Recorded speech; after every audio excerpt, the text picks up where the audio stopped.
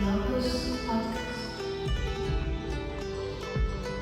Сайн байцгаана уу эрхэм хүндэт сонсогчдоо.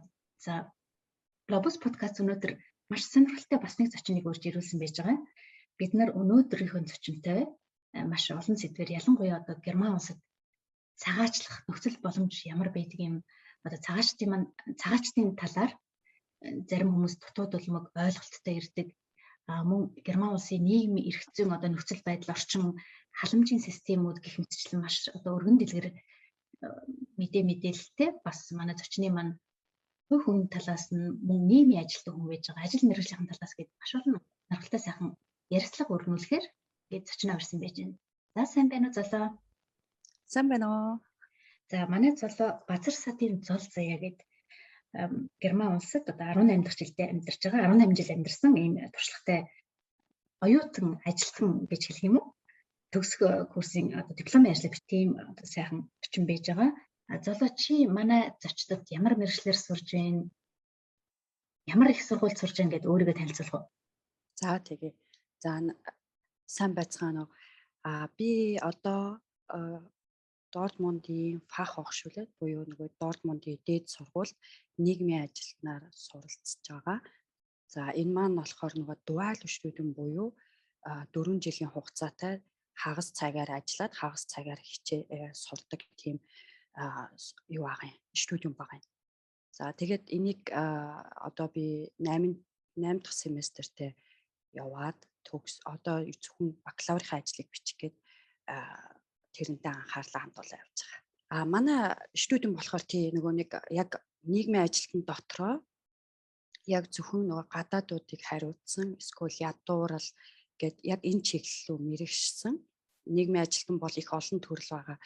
Тэгээ яг энэ чиглэл рүү чиглээд би бол одоо бакалаврын ажлыг Монголоос цагаатжилж ирсэн эмэгтэйчүүд яаж Герман улсад суурших вэ, боловсрал эзэмших вэ гэсэн сэдвээр тулгуурж бичиж байгаа. Нэг ёсондоо нөгөө Geflucht der Frauen aus der Mongolei, also Integration der Geflucht der Frauen aus der Mongolei гэсэн сэдвээр бичиж байгаа. Одоо ингээд яг судалгааны ажилд орсон байгаа. Бас нөгөө яагаад энийг шийдсэн бэ гэхээр би энэ 4 жилийн өмнө энэ студиумаа эхлээд тэгээ 3 семестр олон улсын нөгөө хүүхдийн эрхийг хамгаалах тийм байгууллагт ажиллаж байгаа. Тэнд ерөөсөө дандаа голдуу гадаад айлуудад хандаж гадаад хүмүүс ажилладаг тийм албан газар байсан. Тэгээд тэндээсээ дараад Caritas-т айгүй гоё боломж гараад нийгмийн одоо сайн дураараа дөрвөж ирсэн хүмүүст тусалдаг хүмүүст би сургалт явуулах, зохион байгуулах, тэднэрт хаана хандах ингээд нөгөө тэр хүмүүсийг холбох юм доо лавлах товчон маягийн тийм ажил гараад ирэхэд би ажлаа солиод Caritas-т орсон. Тэгээд би Caritas-т ажиллаа явж байхдаа Монгол хүмүүс тусалдаг Герман хүмүүстэй танилцаад ингээд асуудлуудыг хараа явж байхад зарим нөгөө нэг сайн дурын Герман хүмүүс маань Монгол хүмүүс тусалж байсан хүмүүсийн тусламжтайгаар зарим хүмүүсийн Ausbildung хийх хэлний курст орох боломж нь өссөн. Тэгээд ер нь бодож явснаа ерөөсөө л энэ монголчуудаас судалгаа авъя, асууя, судлаа ер нь хөлөө олоход нь яг гадаад хөлөө олоход нь ямар бэрхшээл гардаггүй цагаажилж ирсэн хүмүүст гээд энэ талаар бичигээд айгу удаан нөгөө нэг багшаа хайсан яг энэ сэдвээр намайг нөгөө нэг тэмжээд явах, зөвлөөд явах багшаа удаан хайжгаад айгу яг тохирсон хүнээ олсон. Тэгээ манай багш бас би болохоор эхлээ зүгээр ерөөхдөө ингээд гадаад хүмүүс гэж бичижсэн нөгөө нэг одоо цагаачлж орж ирчээд гэхдээ амьдрах эрхгүй одоо нөгөө нэг цагаачийн асуудал нь сөрөг зөвшөөрөгдөөгүй мөртлөө энд ингээд дүүл дүнхтэй амьдраад байгаа хүмүүс яаж хөлөө олох вэ гэдэг талаар бичигээд тэгээ би багштай нөгөө сайн дураараа би монгол хүмүүстээс ингээд тусалдаг айгүй ийм асуудлууд гардаг гэд дурдсан чинь үгүй ерөөсө та монголчууд гэд яагаад монгол хүмүүс Герман руу дөрөвж орж ирж байгаа юм тэгээд орж ирээд ингээд яаж хөлөө олох гэж байгаа та энийг харьцуулаа бич гэснээр хоёулаа ярилцж байгаа сүлдээ ерөөсө эмэгтэйчүүдээ ингээд хязгаарлая гэд тэгээд ингээд эмэгтэйчүүдийн тухай бичгээр шийдсэн байгаа. Анзаалаа Дүүсэлдорф хотод бас нэлээд цагаачд байдаг гэж ярьдаг тийм ээ. Яг Дүүсэлдорф хот руу цагаачд байдаг бол ер нь Боохмоос цагаачдын бүртгэлд орсон хүмүүс одоо хотод руу ч юм уу жижиг газрууд ингээ хойрлогдоод явдаг тийм. Тий яг уу би бол яг нөгөө тэр Erst Aufnahme гэдэг буюу нөгөө нэг цагаачдыг эхэлж очдог газар очиж үзээгүй. Энэ миний амьдарч байгаа Боохом хотод бол төвөнд байдаг. Тэгээд тэгтээ нөгөө монголчуудтайгаа ярьж байхад голцоо Билефельдээс наашихаа ингээд тарж явдаг юм байлаа.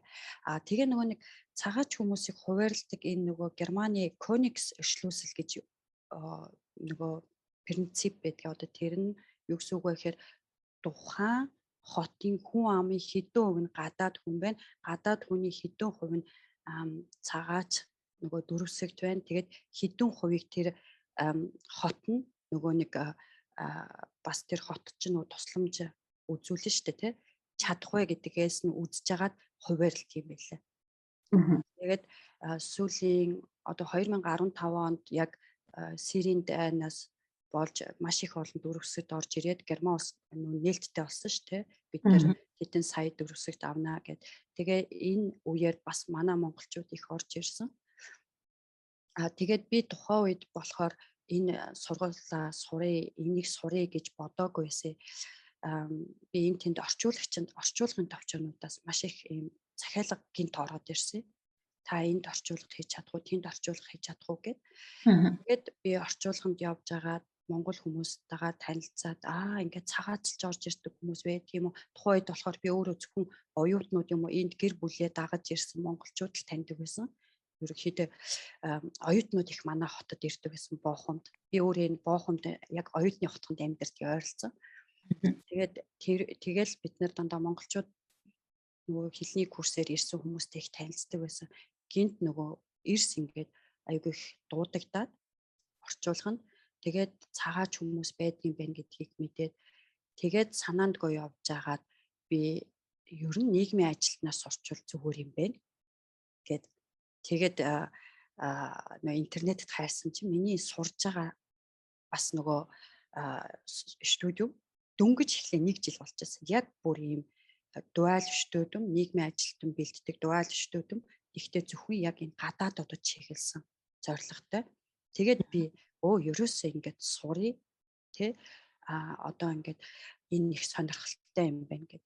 Тэгээд энэ сургуультаа ороод надаа маш их би бол одоо бас зарим хүмүүсийг сурыг гэхээр дуал студиум их зөв шүү гэж зөвлөдөг болоод байгаа. Цаанаасаа би 1-ээс 3 дахь үдээс өмнө хүртэл ингээд ажиллах гэрээтэй сургуульд хэрэг зохицуулдаг.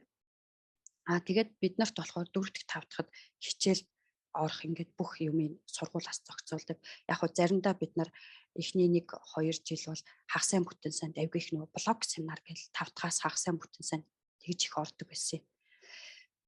Тэгээ явж байхад нөгөө сургуульд сонсож байгаа юмнасаа илүү энэ ажлын байран дээр маш их юм сурсан хэлээд үгүй. Тэгээ манай монголчуудын түгээмэл асуудал тухайд юу байсан гэхээр нөгөө хэлний курс суух боломж байхгүй. За тэрийг яг асууя гэж бодож байлаа. Цагаачдын ер нь нийгэм шиг тулгардаг хамгийн том одоо сорилтууд бэрхшээлүүд нь юу бол гэж асууж байна. Сайхан хариулж байна. Яг тийм хэцүү юм чи нөгөө нэг хэлний курс сууж чадахгүй. Одоо нэг ясандаа интеграцийн курс гэдэг тусдаагаар шпрах курс биш нөгөө энэ дөрвж орж ирсэн цагаачлж орж ирж байгаа хүмүүс интеграцийн курс гэж байдаг. Тэрэнд манай монголчууд суух боломж нь байхгүй. Цаанаасаа уул нь бол банфас ингээд үнгүй суулгана гэсэн боловч тэрэнд яг ямар улсын хүмүүс нөгөө нэг зөвшөөрөлтэй байдаг вэ гэхээр нэг бол цагаачийн асуудал нь зүгээр шийдэгдээд яг цагаач гэдэг нөгөө тодтогтлоо авцсан хүмүүс цагаачлах хэрэгээ авцсан хүмүүс юм уу? Эсвэл нөгөө үлдэх магадлал нь өндөр нэг осондоо мит гүтэ плайбай перспективэ гэж эдгээр нэрлэдэг байгаа юм. Тэрэнд нь болохоор нөгөө Сир, Ирак, Иран тэгээд Эритре, Сомалия гэдэг энэ 5 улсын иргэд багцчдаг. Тэдний үлдэх цагаачлаад үлдэх шанс нь Герман улсад өндөр.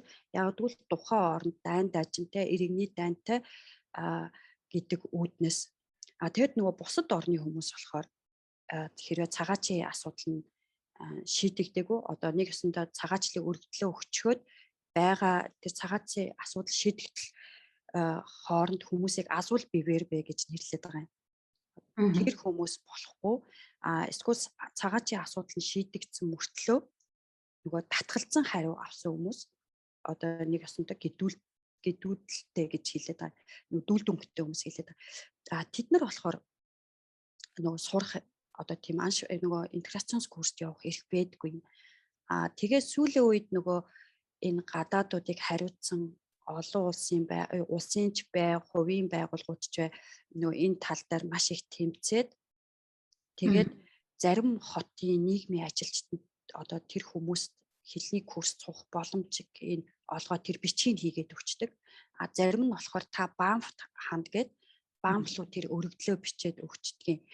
Тэр нь тэгээд түрхэн зурагчлаараа сонсогчтой нөгөө герман хэлгүй бас сонсогчд байдаг болохоор банф гэж тавьчилж яриад байгаа нь болохоор Bundesamt für Migration und Flüchtlinge гэдэг холбооны цагаачлал дөрвөстийн асуудал эрхлэн утга гэж байдаг. Тэгж тодорхойлохгүй л За би бас нөгөө ингээд тайлбарлаж явах хэрэгтэй юм байна. Тэндээс болохоор нөгөө нэг зөвшөөрөл олгогддог. Тэрлүү хүмүүс өөрсдөө саналаа тавьж болно. Тэрийг бөглөө явуулна. Гол нь их уддаг. Тэгээд би бас одоо сүүлийн үед хүмүүс уддаг ч гэсэн ингээд 2-3 жил болж байгаа юм чинь тавьчаад нэг өдөр хариу ирэх болов гэх тээ. Тэгээ нөгөө 2-3 жилийн өмнө болохоор Сирийн дөрвөсөд маш их байсан болохоор бүх нөгөө албан газрууд ачааллаа дийлдэг байсан. Тийм болохоор нөгөө нэг өөр манайх шиг орноос ирсэн хүмүүсийг ингээд тоохгүй хайчдаг. Эсвэл тухайн нийгмийн ажилтан сайн бол ингээд зөвлөөд ямар нэгэн сургалтанд суулгах үүд хаалгыг нэгээд өгчдөг. Гэхдээ дийлнх нь манай монголчууд бол аягүй хэлний курс сууж чадахгүйгаасаа болоод юмнаас хот. Ер нь яг үнэ зоологийн хэлснээр 2015 оноос хойш одоо Герман улс үүд хаалгаа дэлгэж маш олон гадны дөрвөстийг авсан гэдгийг одоо бараг дэлхийд даяараа мэдчихэж байгаа хэрэг тийм ээ. Ер нь дөрвч хүлээн авдаг хамгийн том 5 улсын тоонд бас Герман улс орж явдаг. За нэг юм лавлж би асуух гэсэн.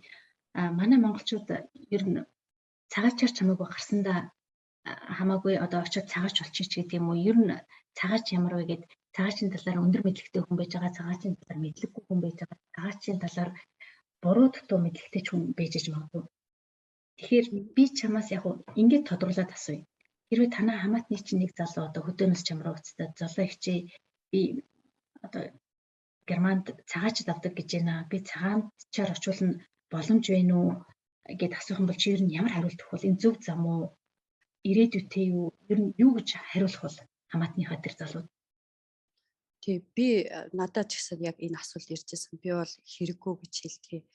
Герман орн сая 2019 оноос шинэ хууль гаргацсан болохоор нөгөө нэг тэрийг нь судлаад болж игэл нөгөө энд авс бэлдүнг хийхээр орж ирээсэ гэж хүсдэг. Цагаачлаад орж ирэх чинь яг улсаас тодорхой хэмжээний тэтгэлэг авч байгаа юм хязгаар мутмал. Тэгээ хүн хөгжиж дэвшээ гэхээр маш их садаа нөгөө даван туулах садаанууд их байгаа. Түүний оронд одоо жишээ нь боломжтой одоо хэрвээ хөдөө байсан хүн бол наашаага нөгөө нэг ланд виртшафт гэдэг юм уу тий газар тариалан аж ахуйн чиглэлээр нөгөө энтхийн авс бэлдүнг гэдэг байгаа маань манай монголынхаар бол нөгөө ТЭМС тий техникум тэрэнд сурахаар тэр мэрэгжлийн сургуульд сурахаар орж ирээрэй гэж би зөвлөнө. Эсвэл нөгөө сүүлийн үед бас ажил хайхаар өндөр мэрэгчлээ хүмүүс ажил хайхаар орж ирэхийг зөвшөөрсөн. Тэгхийн нөгөө 6 сарын хугацаатай ажил хайх визтэй орж ирж болдог. Тэр боломжийг үзээрэй. Эсвэл хэлний курсээр орж ирээрэй. Хуучин бол нөгөө заавал сургууль сурах гэж байгаа бол хэлний курс суух эрхтэй гэдэг байсан. Одоо бол бас нөгөө залуу хүмүүст хэлний курст явъя гэдгийг зөвшөөрдөг болсон. Тэгээд яг уу цагаажилж байгаа хүмүүсийг харахаар нутглуугаа явж чадахгүй тэр их харамсалтай. Нэг л дөрвөд гараад ирсэн болохоор нэг буцаад Монгол руугаа явах их боломжгүй. Тийм болохоор би бол эхлээд цагаажилгаас өмнө өөр надад гарц байна уу гэдгийг судлаасай л гэж зөвлөнө. Цагаачаар одоо Герман улсын бүртгэлд ороод ирсэн бол гэрлүүгөө буцаж чадахгүй одоо бичиг баримтанд бүртгэл, хариу нь гартал, шийдвэр нь гартал тийм нэлээд удаан хугацаагаар ингээд амьдардаг хүмүүс байдаг. Тэгэхээр ингээд амьдраад хүлээгээ байж байгаа хүмүүсээс хэдэн хувь нь ер нь энд үлдэх зөвшөөрлөө авдаг бол за хоёулаа жишээ татъя.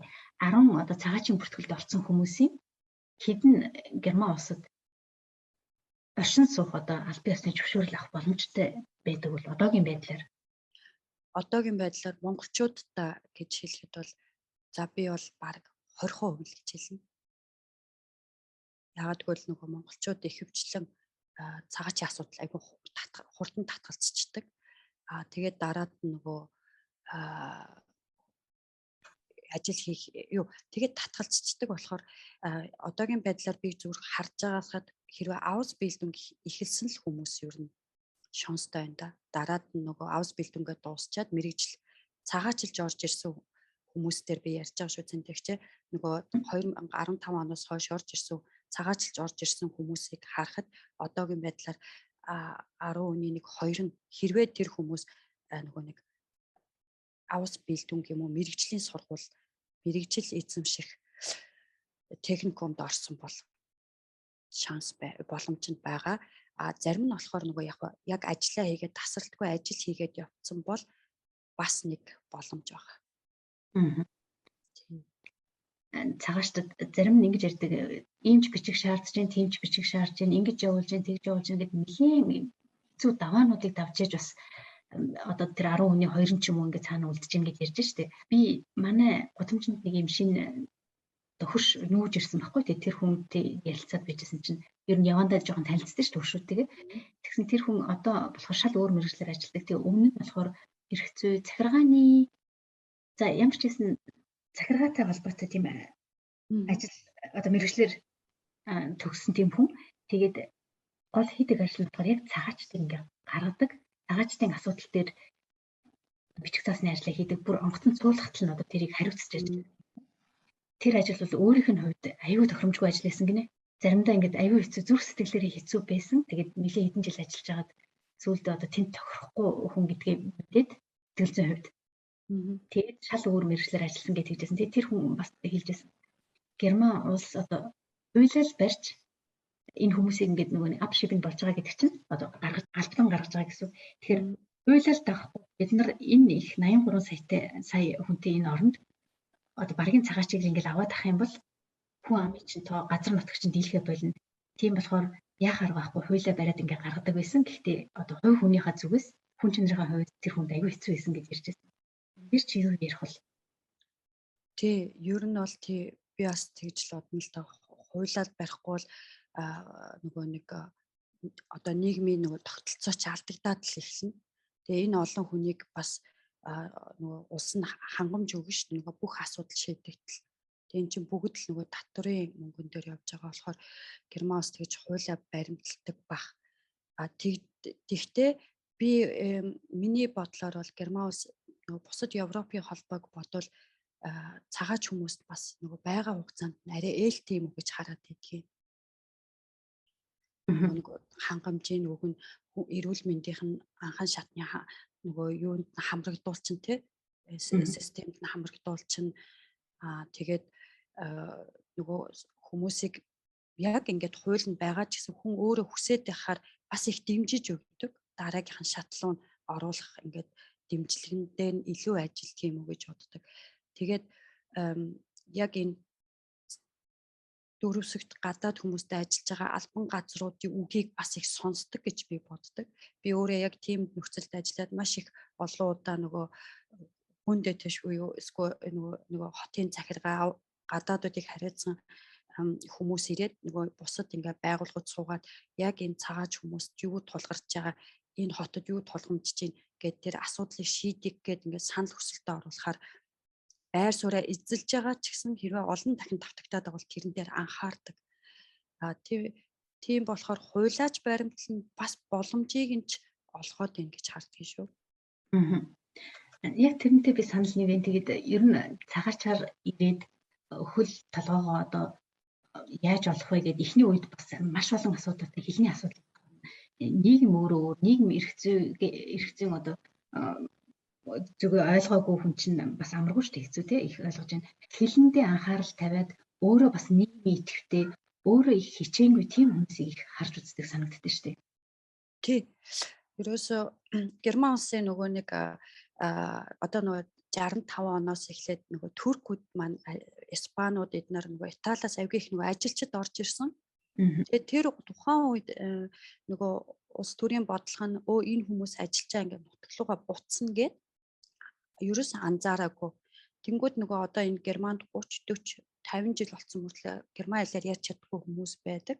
Тэгээд тэрийг нөгөө герман улс энийг сая анхаарад 2000 оноос ер нь бол 90 оноос эхлээд ийм цагаачийн хууль нь өөрчлөгдөд явсаар агаад тэгээд сүүл рүүгээ ерөөсөө хүмүүсийг хэллийн сургыг гэдэг шийдвэрт хүрсэн. Тэгээ одоо ч гэсэн хичнээн нөгөө нэг Германд цагаачлж ирээд ажлын боломжоор үлдээ гэж байгаа бол заавал А2 сур гэдэг нөгөө бүр ингээд нөгөө цаанаасаа А2-ийн хэлний төвшин харуул гэдэг бүр юм хууль гарцсан. Тэгээд нөгөө сайн дурын ажил бол ерөнхийдөө Герман улсад ер нь нөгөө түгээмэл те одоо ер нь маш олон хүн мэрэгжлийн хажуугаар сайн дураараа ажил хийдэг. Энэ бол нөгөө тэрийгч бас их дэмжиж өгдөг. Нөгөө тийм болохоор цагаач хүмүүсийн дунд би ажиллахаар сайн дурын ажил хийгээд явж байгаад тэндээсээ нөгөө мэрэгчлээ сонгоцсон хүмүүс байдгийг. Тэр тухайн сайн дураараа ажиллаулсан газрууд нь дэмжиж тэр хүний сайн талыг хараад та энэ талаар ингээд сургууль сурчвал яасан, эсвэл энд ажилд орчвол яасан ингээд бас зурчлаад өгдөг. Бас дээрэс нь нийгмийн бас их тусламжийн үйлчлэгээ их үзүүлдэг санагдад байнгын оршин суух эрхээ аваагүй ч гэсэн тухайн гэр бүлд одоо хүүхэд нь асуудалтай ч юм уу сургууль дээр асуудалтай бол бас айгүйх социал педагогиш фамилийн хэлхээ гэж улсаас өгдөг тийм мөнгө цаасын төлөө одоо нийгмийн боловсролын гэр бүлийн дэмжлэг үзүүлэх ажлууд их явагддаг санагддаг. Энэ дээр ямар мэдээлэл байдгүй. Манай зарим хүмүүсээс мэдээлэл өгөөсөө болоод улсаас мөнгөний төлөөд одоо ийм үйлчлэгээ үзүүлдэг тэр үйлчлэгийг аваагүй авч чадаагүй мэдхгүй явж ирдэг ч хүмүүс байж магадгүй тийм ээ. Тий, ерөнхийдөө бол нөгөө тэр хүүхд залуучуудыг хариуцсан нөгөө хуулийн дээр бол тэр тухайн айлын ээж аав нь ямар оршин суух эрхтэй байгаа нь хамаагүй тэр айлд тусламж хэрэгтэй бол энэ тал дээр туслана гэд. Тэгээд жишээ нь одоо хэл ярианы нөгөө асуудалтай хүүхдүүд байх юм бол тэрийг бас нөгөө тусламж юу тий хүүхдүүд тэрэнд явах ёстой тодорхой хэмжээний нөгөө хэл засалч дээр явах хэрэгтэй. Эсвэл хүүхэд хөдөлгөөний юм уу анхаарч сууж чадахгүй ямар нэгэн нийгэмшиж чадахгүй асуудалтай байх юм бол тэндээс нь тохирсон нөгөө нэг сургалт юм уу эмчилгээнд явуулах эсвэл нөгөө нэг ёсонтой айлуудад хүн очиод туслах тийм боломжтой. Энэ дээр харин би яг нэг 3 жил хагас яг би план Б гэдэг энэ яг зөвхөн гадаад айлуудтай ажилдаг тийм байгууллагад ажиллаж байсан. Манай байгууллагын ажилчдын 99% нь гадаадууд өөрсдөө тэгтээ гадаад гаралтай хүмүүс байсан. Тэгээд Герман улс одоо энийг хараад байгаа байхгүй юу? Гадаад гаралтай хүмүүстэй ажиллахаар ойлголцох бас илүү байна. Тэг хүмүүсийг хөлөө олоход нь бас илүү тусалж байна гэд. Тэгээд манай монголчууд нөгөө нэг их өмгөөлөгчдөр очдог. Би тэг хэлдэг байхгүй заримдаа ийм нэг жоохон цахианаас болоо бити өмгөөлөгчдөр очоо таад тэгэл очих болгондоо мөнгө төлнө. Тэрний онд одоо миграцонсбегатум гэж байгаа тийм ээ. Тэр маань болохоор Германд ирээд нөгөө суурьшиж байгаа хүмүүс зориулсан ажил хийх гэж байгаа суурьшиж байгаа хүмүүс зориулсан зөвлөгөө скууд нөгөө флюхтлингсбегатум гэдэг. Тэр маань болохоор цагаачлж орж ирсэн хүмүүст яг цагаачихын талаар тусламж өгдөг. Дээрээс нөгөө энэ нөгөө цагаачийн талаар тусламж зөвлөгөө өгдөг газар очих юм бол жишээ нь би одоо ингээ удахгүй ярилцлагандаа орох гэж байгаа цагаачийнхаа ярилцлаганд орох гэж байгаа гэж хэлэхээр тэд нэр ингээ бэлддэг байхгүй хамт. Яг тэгвэл би ингээ нэлийн юм ажиллаж байсан. Манай монголчууд ингээ нөгөө гол юмаа ярихгүй ингээ тойруулаад тэнгууд нөгөө яг чухал юмнууд нь үлдээд идэг. Тэгээд тийм одоо зөвлөгөө өгдөг газрууд бас яг тэр хүнтэй сууж байгаа та ямар асуудлаар орж ирсэн, яагаад Герман цагаачлах гэж байгаа гэд тэр бүгдийн шат болгонтой нь яваад за та энэ дээрээ түлэх үеэр энийг ингэж ярих хэрэггүй гэд зөвлөдөг юм байлээ. Тэгэхээр би нөгөө одоо Германд амьдарч байгаа цагаачлж орж ирсэн юм уу эсвэл зүгээрч гэр бүлээ дагаад ирсэн хүмүүс ийм зөвлөгөө өгдөг газруудыг судлаад очиж зөвлөгөө авч байгаарэ гэж хэлмээр байна. Бас нөгөө жирэмсэн хүмүүс төлөвлөсөн жирэмсний хүмүүс зөвлөгөө өгдөг газар байгаа гэр бүлтэй хүмүүс бас гэр бүлийн дотор асуудалтай эсвэл хүүхдтэйгээ үл ойлголцоод байгаа бол тэнд бас зөвлөгөө өгдөг газрууд байгаа. Яг тэрийг талаараа судлаад хаана манай хотод зөвлөгөө өгч ин гэдгээ уул нь хайгаа явах нэг зүйтэй байгаа юм. Маш сайхан зөвлөгөө байна залуу. Үүнийг мэдэхгүйгээсээ болоод ингээд мөнгө цаас төлөөд тий хэр чин ийм боломжуудаа мдээхгүйгээсээ болоо мэдээлэл байхгүйгээсээ болоод маш их цаг алдаж буруу зуруу шийдвэр гаргаа явдаг хүмүүс байвал одоо зоологийн хэлж байгаа энэ зөвлөгөөнүүдийг дагуул маш зөв зүйтэй шүү. Тэгээд нийгэм интеграцийн зөвлөгөө өгдөг нийгмийн халамжийн янз янзын байгууллагууд байдаг тий тэрийг бас интернетээс хайгаад харж олно. Дүйсэлдорфт бол маш олон газрууд байдаг баг. Мэдээж мужуудаас бас өөр баг. Энийг бас ташрамд нь хэлчихье гэж бодлоо. Халамж авсан нэг гоё үг байдаг. Чеки Жаны хэлсэн. Заримдаа хэн нэгэн хүнд ганцхан удаа яг зөв одоо тусламжийг өгснөөрөө тэр хүний амьдралыг оронгоор нь өөрчлөх тохиолдол байдаг тий өөрчилж чаддаг тийм болж байдаг гэж ярьдаг. Тэгэхээр юуганд амт гээд одоо нэг ёсондоо нөгөө хүүхдийн эрхийг хамгаалах газар байгаа Германы. Тэгээд манайхан нөгөө нэг тэндээс зөвлөгөө авахаасаа айдаг. Эсвэл нөгөө тэр газарт хандхаа тэр газрынхаа эрүүл хүүхдийн бин аваа явцдаг гэд өрөөсгөл бодолтой байдгийн. Яг хүүхдээ хураалгасан хүмүүс байгаа. Гэхдээ тэр ямар нөхцөлд Герман улс хүүхдийг хураадаг вэ гэхээр хүүхдийг нөгөө харж хандахгүй гэрт нь олон цагаар байнга төгжиж явах ч юм уу тийм ээ. Эсвэл олон удаагийн сануулгаар хүүхдийн биед хохирол очруулах, зодох ч юм уу хүүхдийг байнга сэтгэл зүгээр дарамтлаад эсвэл тухайн эцэг их нөгөө архитын сохтуурах юм уу мансуураад хүүхдийг нөгөө асран хамгаалж чадахгүй бол Герман улс хүүхдийн эрхийг хамгаалаад авчдгийг. Тэр болтол тэгж хэр варг юм бас шууд авдаггүй. Ингээд айгүй олон шатаар явна. Эхлээд зөвлөгөө өгнө.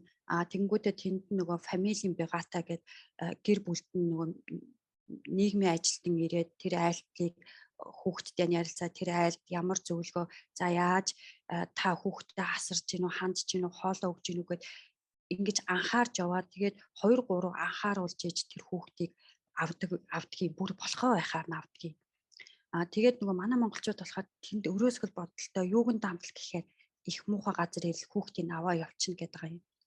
Ер нь бол хүүхдийг авахтаа маш их шатны дараал ер нь аванда хэрвээ тэр хүүхдийг маш их зодож юм уу хүнд гимтээсэн бол харин шууд авна л да.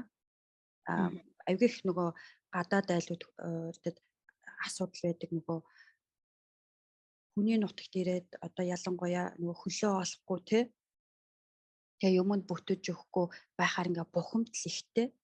Тэгээд тэр бухимдлаа нөгөө гэр орондоо гаргацдаг. Тэнгүүд нөгөө хүүхдийг хамгаалах эрхийн газарт хаа нэгэн хөршүүд нь ч юм уу сургуулийн багш нар нь ханддаг л да. Гэхдээ тэр ямар тохиолдол гэхээр үнэхээр биеийн хөхрөөд юм уу цохоод ингээ ил мэдэгдэж байгаа тохиолдол хийх хэрэгтэй ёстой. Хэрвээ хүүхэд өөрөө бас манай аав ээж ийм аюул тулгараад намайг ингэсэн тэгсэн гэх юм бол тэр тухайн сургууль цэцэрлэг хэлэх үүрэгтэй. Тиймээс нөгөө нэг хэрвээ хүүхдээ нэг зогсон бол дараагийн удаа зогсны хэрэггүй зүгээр тайлбарлах хэрэгтэй. Тэрнээс бол нэг тэгж амар юм болог бол юуганд амт авдаггүй. Зарим хүмүүс айгаад тий юуганд амтаас. За тэгвэл бас хүмүүс анхаарал авчих байх гэж бодож байна. Тэгээд бас зоологийн хэлжсэн тэр нийгмийн зөвлөгөө өгдөг газрууд болохоор ер нь цагаачдын эрхийг хамгаалсан газрууд байдаг шүү дээ. Тэгэхээр цагаачаар явж байгаа хүний эсрэг юм одоо улсын байгууллагууд ч юм уу тэгж гаруударгаар чинь хандаж ярихгүй яагаад тэгэхээр бас Schweigepflicht буюу ярьж болохгүй гэдэг одоо гар үсгт орсон тийм байгууллагууд байдаг болохоор айхгүйгээр одоо асуудлаа ярих юм бол танд туслах газрууд байдаг юм байна гэдээ ойлгочлоо зүг үү? Тий. Тэгээд энэ байгууллагууд нь ерөөхдөө нөгөө Caritas, Diaconia, Rotus Croix гэдэг энэ нөгөө дандаа нийгмийн ажил хийдэг байгууллагууд байгаа. Тэрэн дээр хандхад л болно.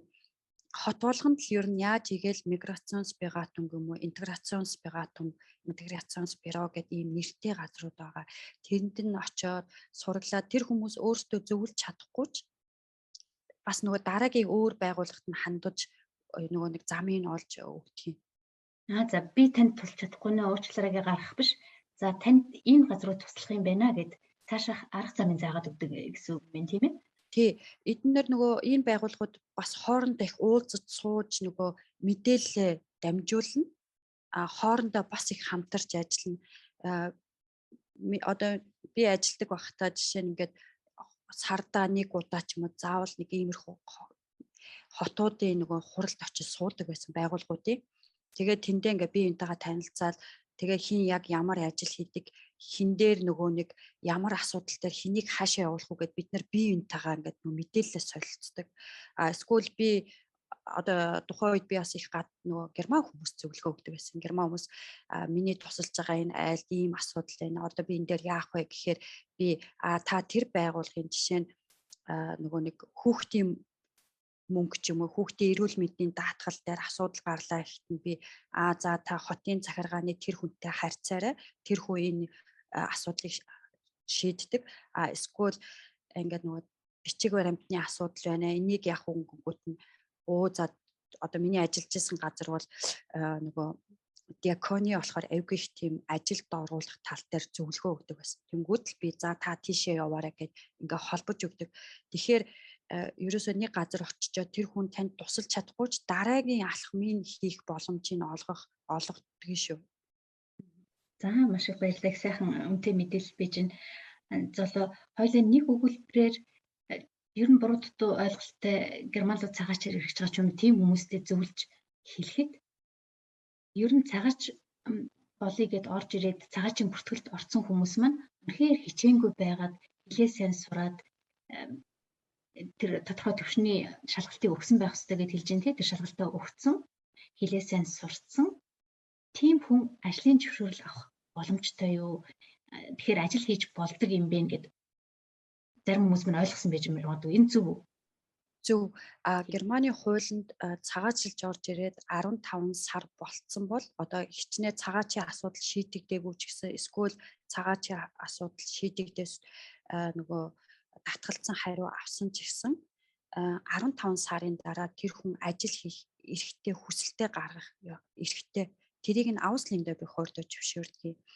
Тэгээд нөгөө Герман улс сая нэг юм шинэ юм болгосон. Нөгөө татгалцсан хүмүүс маань дүүл дүнгтдээ яваад идэх. Тэр нь болохоор 3 сарын түр хугацаагаар амьдрах тийм бичиг байгаа юм.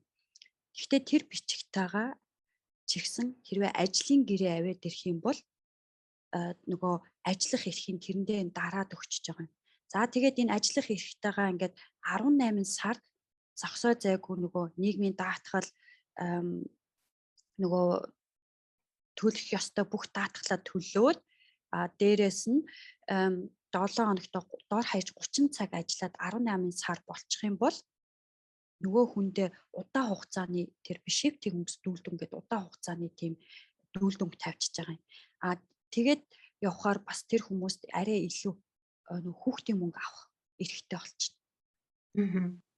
Тэгээд нөгөө одоо гол нь манай монголчуудын одоо нэг арга цагаачийн асуудалтай хэлэхгүй ч гэсэн 7 хоногт дор хаяж нэг өдөр ч хамаагүй ажил эрхлүүл мань тэр хүнд нөгөө үлдэх үүд хаалгын жоох нэгдэж эхэлж байгаа.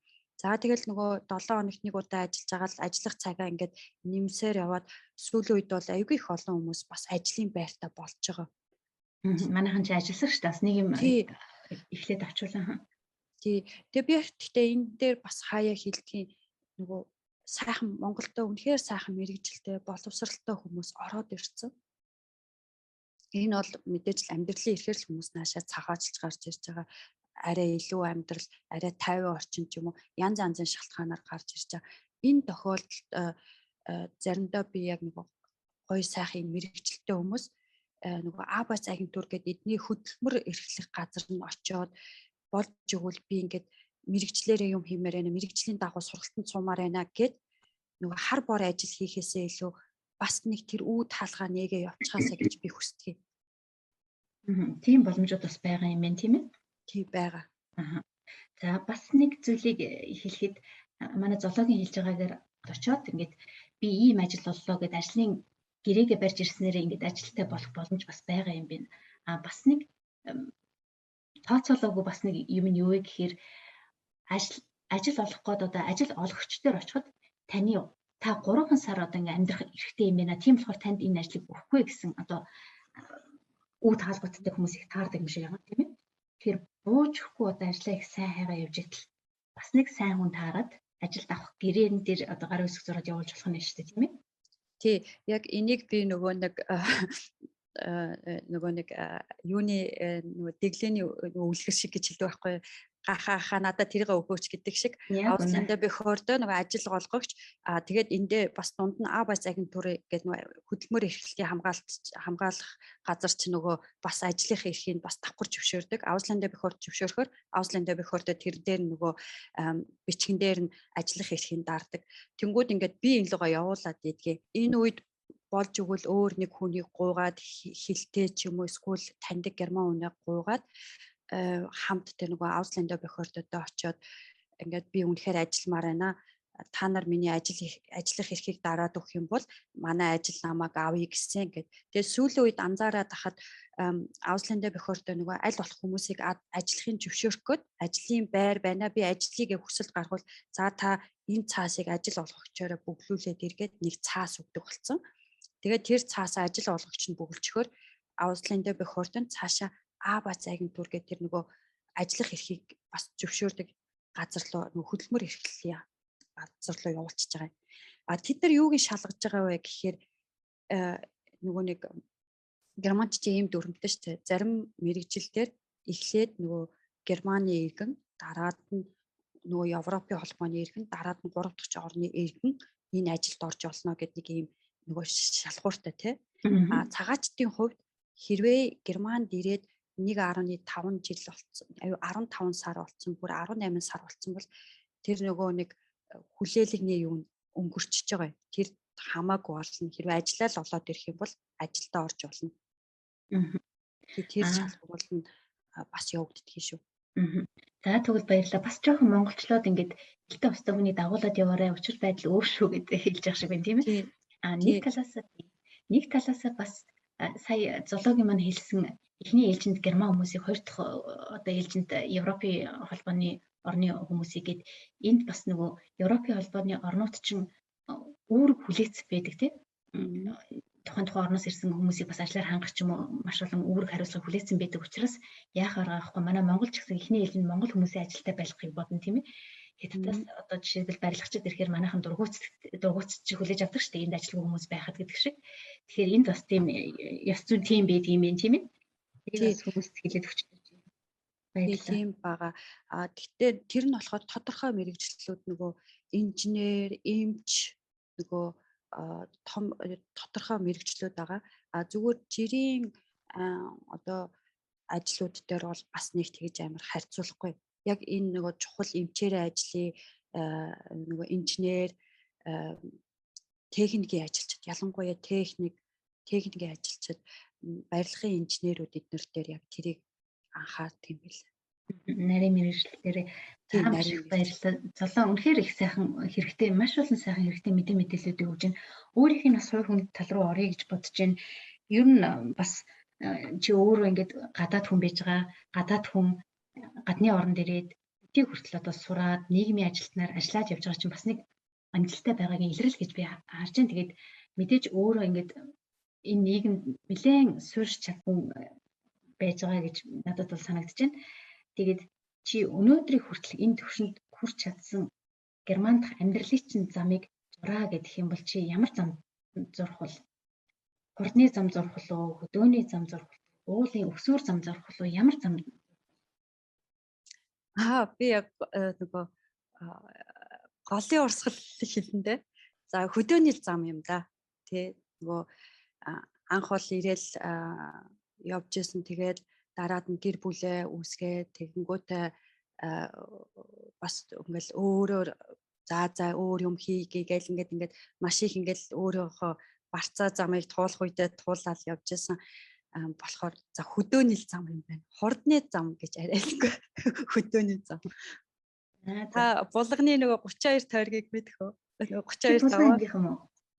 Тий, манай ээж булганых. Яг л тэрийг нэрлэсэн. Хоёул тэгвэл Булган аймгийнхан биш үү? Би бас Булган аймгийнх. Тийм үү. Та аль сумыг вэ?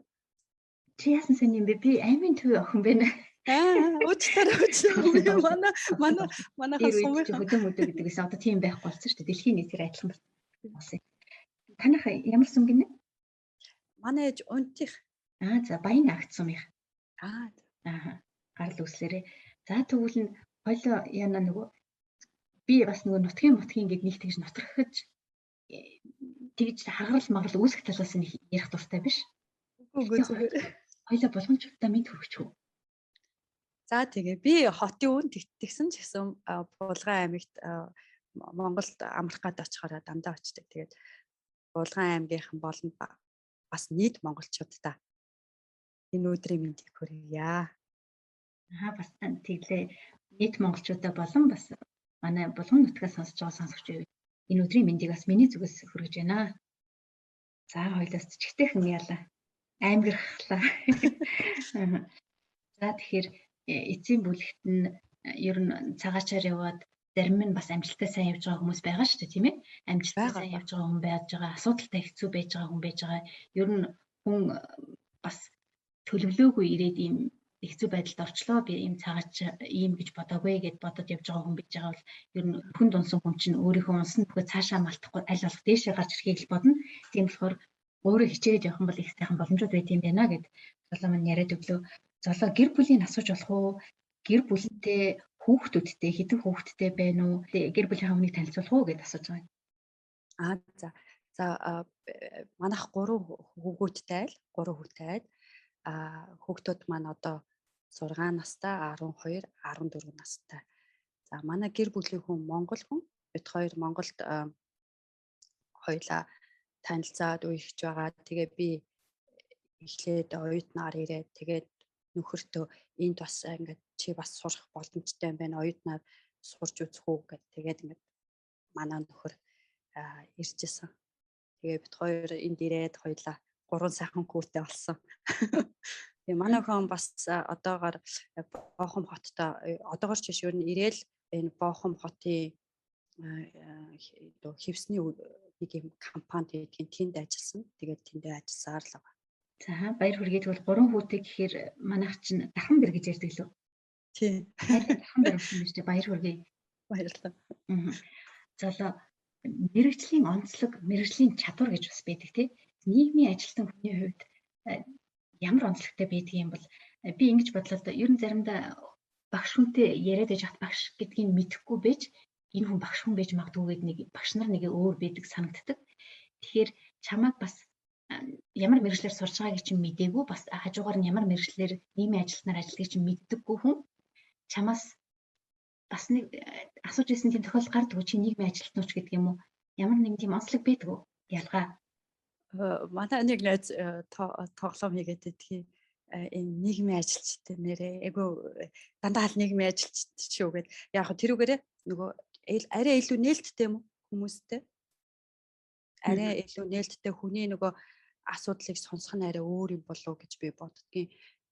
Ер нь ингээд анзаараад байхад би ч гэсэн өөрөө энэ нийгмийн ажилтнаас сурснаас хойш миний харах үнцэг бас олон юмн дээр өөрчлөгдсөн. Бас тэгээд нөгөө бид нар их олон нөгөө сургалт эднэрт суугаад тэгээд тэр сургалтууд бас нөгөө нийгмийн ажилтныг хүний бодлыг бас нээлттэй болгоход чиглэсэн байдаг.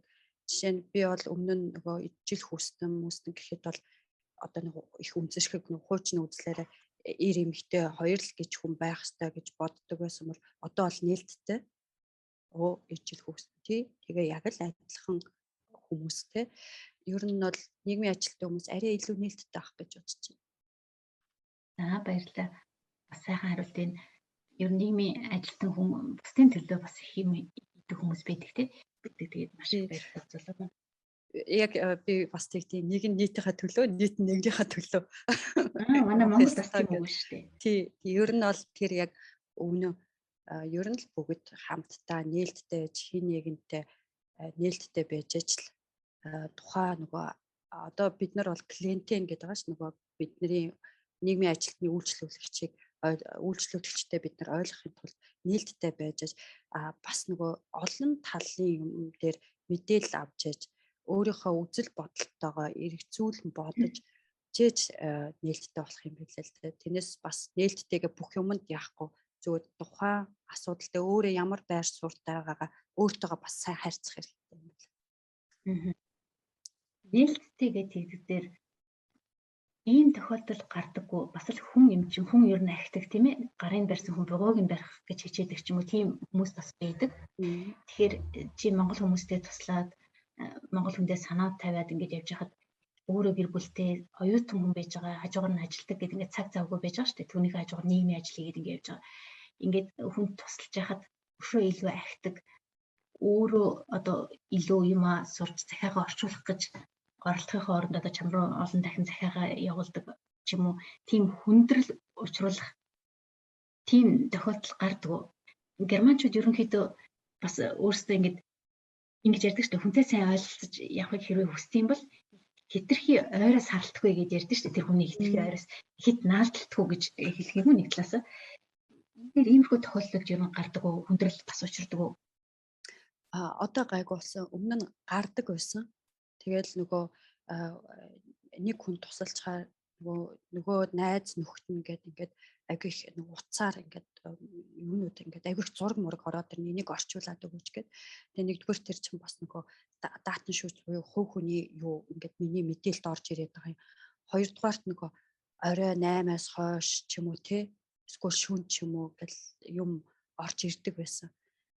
Тэгээд тэрийг би тэгтээ өөрөө анзаараад ерөөсөө хүмүүстэй надлуу бити орой 20-оос хойш юм бичээрэй хагас сайн бүтэн санд болж өгвөл бити бичээрэй гэд хилдэг болсноос хойш гайгүй. Яг нэг хэсэг бол үнэхээр ерөөсөө ингээл өглөө оройгүй маш их тохиолдол гарч ирсэн. Тэгээ нөгөө дураараа цаашаа дугаарч өгөх юм уу те. Тэгээд нөгөө хүн залхахаар монгол хүн залхахаар би бас үгүй гэж чадахгүй. Тэгээд яг хөө сүүл рүүгээ бол хүмүүс за би танд л өглөө бити цаашаа өгөөрөөч гэдэг юм те. Бас энэ германд хүний утас дамжуулдаггүй шүү асуухгүйгээр гээд хилдэг болсноос хойш юм гайгүй. Мэдээж нээлттэйгээд би бас бүх юмд цаг гаргаж болохгүй болохоор тодорхой юмн дээр би өөрийгөө энэ удаа тусалж чадахгүй гэд хэлдэг. Тийм туслахгүй гэсэндээ биш үнэхээр боломжгүй бас үе гэж бас байж байгаа тийм ээ. Бага тийм. Тэр гадаад яваа хүмүүс нэг нэгэндээ аль болох туслахыг хичээж явдаг. Тэгээ би ч өөрөө бас нэг 3 хүүхэдтэй дээрээс нь оюутан тэгээ өөрийнхөө ажил тэгээ хажуугаар нь бас нөгөө боохомдаа сар болгон нэг удаа монголчуудаа зориулаад нөгөө уулзалт хийдэг бас. Бид нар хэлдгийг шаардлагатай юм байгуул асуугаарай гэж зарим маа нөгөө хэл мэдэхгүй болохоор сайн ойлгоогүй ингээд чухал цахиа махаага өнгөрөөчдөг. Тэгээ германч нөгөө дандаа л цагтаа штэ юм нь та одоо тэдний дотор тийм юм явуул гэдэг ч юм те. Тэгээ нөгөө чухал юмн дээр бол битгий цаг алдаарай дор нь асуугаарай гэд хэлчихдэг юм аа. Нөгөө цартаа нэг удаа уулздаг гэд манай золоо бас их нийт мэдвэхтэй Герман Монголын үүд гэж нэртэй нийгэмлэгт удирдах зөвлөлтөнд ажилтдаг. Энэ талаараа манай сонсогч сонирхолж ярих уу? Ямар байгууллага одоо сайн дурын байгууллага байж гэн ямар үйл ажиллагаа явуулдаг юм? Ямар монгол хүмүүс оролцож болох юм бэл гээд. За тэгээ манай нөгөө Монгол Германы үүд нийгэмлэг маань германаар бол Deutsch Mongolische Store in NRW гэж. Энэ маань 2012 онд үүсэгдсэн. Тэгээд герман монгол хүмүүс нийлээд анх ингээд нөгөө монгол германы соёлыг солилцох зорилготой бид нэр үүсгэсэн. Тэгээ явцын донд бол ерөөсөө монголчуудад чиглэлээд олон төрлийн ажил явуулдаг болсон. Сүүлийн 2 жил бол маш идэвхтэй нөгөө Германд амьдарч байгаа монголчуудаа ялангуяа Нордрайн-Вестфаланд амьдарч байгаа монголчуудаа чиглэсэн мэдээллийн ийм сургалтууд явуулдаг болсон. Хажуугаар нь монгол хэлний хичээл сургалт явуулдаг. Соёл сургалт нэртэй. За энийг тэгээд бид нэр би бол анх үүсгэн байгууллагад цуг байсан. Одоо бас нөгөө удирдах зөвлөлийн гишүүдийн нэгээр ажиллаж байгаа. Тэгээ бас Монгол сургуультай соёл сургуультай цагаан толгойн үсэг одоо 8 дахь жилдээ зааж. Ямар сайхан юм би цагаан толгойн багштай болж авлаа. Нэг юм дээр би бас яг үнэнгээ хэлье. Олон жил крилэрээ бичиг болохоор маш их алдаж бичдэг гэсэн билээ. Өөрийгөө их алдаж бичдэг гэж бодсонгүй 20 жил одоо эхний 20 жил манай нөгөө латин үсгээр бичдэг байсан. Манай крил үсгийн фонт чинь би сүүлд өөрөө суулгаж авлаа. Тэгээд буцаад крилэрээ бичсэн чинь аюу их алдаж бичдгээ хараад ичээд ичлээгээд одоо бичихгүй байлтай биш тийм болоод бас сонсогч минь бас алдаатай үг явж ирэл нэстэ уучлаарай гэдэг хэлчихсэн байлоо. Тэгээд багшаасаа бас энэ үг зөв үү буруу юу гэдээ асуух ёстой юм болно гэж бодсонгүй хэл чинь бас их мууддаг юм байна. Их харамсалтай. Тэгээд цагаан толгойн багшаасаа асуучмаар юм байна шүү дээ. Багшаа энэ нөгөө би фэйсбુક дээр энэ үгийг бичих гэсэн юм аа. Одоо буруу юу зөв үү болно. За баярлалаа. Гэхдээ мэдээ цаад болохгүйгээр аль болох асуухгүй байхыг хичээнэ. Тэгээд соёл сургуульд нь болохоор мэдээс хэдэн насны хүүхдүүд сургуульд нь явж байна. Манай Монгол хүүхдүүд бас ихээр идэвхтэй байна. Одоо энэ жил бид нар 54 хүүхэдтэй бүр одоо 58 болсон баха. Сүүл дахиад 4 нэмэгдсэн. Надтай 59 болчлоо бараг л тийм. Хүүхэдтэй 5 ангитай 7 багштай хичээлж байна энэ жил. Маш их идэвхтэй эцэг эхчүүд хүүхдээ манай сургуульд нөгөө одоо зөвхөн дүүсэлд орохоос биш нөгөө Northern Westphalen-ы Bonn хот бүр хаавга Ленгрич гэдэг одоо Мюнстрийн цаанаас 200 км-ийн цаанаас хүүхдээ авчирч байна. Bochum, Dortmund, Essen, Duisburg, Mülheim гэдэг их олон хотоос хүүхдүүд маань соёл сургуультай ирж байгаа. Тэгээд бид нэр өмнө нь болохоор их холоос явдаг болохоор сарда 2 удаа хагас сайнд л хичээлдэг байжгаад энэ жилээс туршилтаар одоогоор сарда 2 удаа хагас сайнд танхимаар ороод нөгөө танхимаар ороогүй 7 хоногтой нэг тэр 7 хоногт нөгөө цахимаар ордог болсон. Энэ цар тахлын үеэр бас цахимаар хичээл маань явагдаад бид нар бас нэг цахимаар монгол хэлээ зааж болдгийм байх гэдэг үүжийг нээсэн. Тэгээд одоогоор иймэр ер нь хүүхдүүд их идэвхтэй явж байгаа. Ээж амнаар маань ч гэсэн их идэвхтэй бид нарыг их дэмждэг. Тэгээд бид нар хүүхдүүдтэй зөвхөн монгол хэлээ заах биш нөгөө монгол хэлээ заагаа гараад ирэхэд нь монгол хоолыг ээлжиж ээж аавнаар маань нийлж хийгээд тэгээд хүүхдүүдтэй хамтдан сууж хоол идүүлнэ. За тэгэл дараад нь бидний сургуульд явуулж байгаа байр маань их айтайхан нөгөө тоглох боломжтой. Тэгээд хүүхдүүд хоорондоо тоглож байгаа. Тэгэл 5 цагт юмдаа өглөө 11 гэж очил 5-д гардаг шүү дээ.